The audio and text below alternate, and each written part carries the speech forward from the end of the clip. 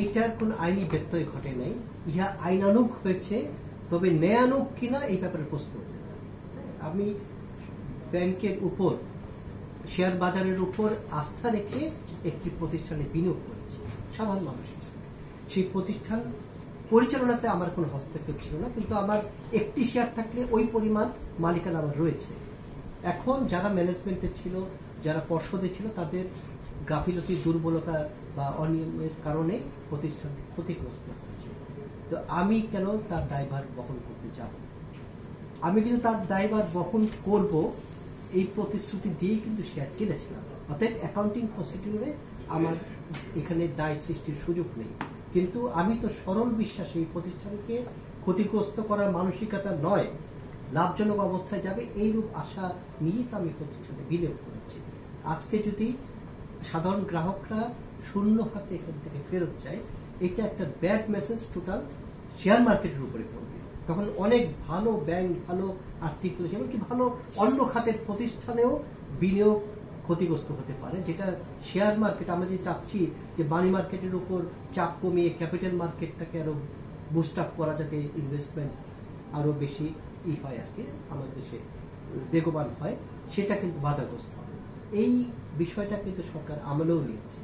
সরকার নিজেও জানে যে যে সিদ্ধান্ত গ্রহণ করেছে সেখানে আইনি ফাঁক নেই, কিন্তু সরকারকে তো রাষ্ট্রের জনগণের বিষয় চিন্তা করতে।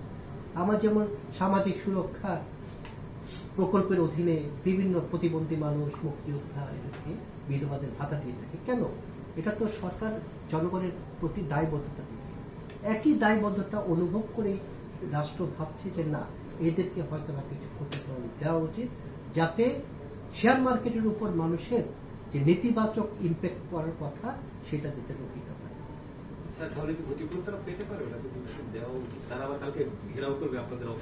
ঘেরাও ওইটা ভিন্ন কথা। আসলে আমি তো বলেছি যে আইনগতভাবে আমাদের পদক্ষেপের কোনো ভুল নেই, কিন্তু মানে ন্যায়গতভাবে ভাবি যে না, ওই ইনভেস্টরদের হয়তো বা কোনো ক্ষতিপূরণ পাওয়া উচিত, সেটা সরকার পজিটিভলি আমলে নিবে বলে আমার দৃঢ় বিশ্বাস। ওই দাবি যখন সরকার বলবে ক্ষতিপূরণ দিব, তখন আমি আমার ক্ষতির পরিমাণ যত বেশি বাড়িয়ে দেখানো যায় সম্ভব।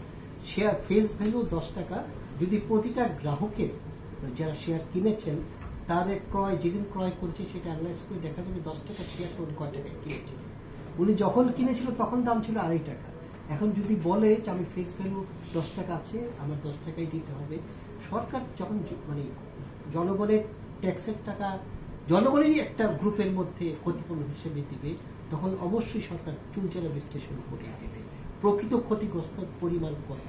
কাউকে লাভজনক করার উদ্দেশ্যে দিবে না, ক্ষতিগ্রস্ত মানুষকে কম্পেনসেশন হিসেবে হতে পারে। সেক্ষেত্রে অবশ্যই দাবি যে কোনো মানুষ যে কোনো ধরনের করতে পারে, কিন্তু সরকার তার সামর্থ্য অনুযায়ী সেই দাবি পূরণের চেষ্টা করবে, এবং সেই ক্ষেত্রে বাস্তবতা অবশ্যই সরকার বিচার আমলে নেবে।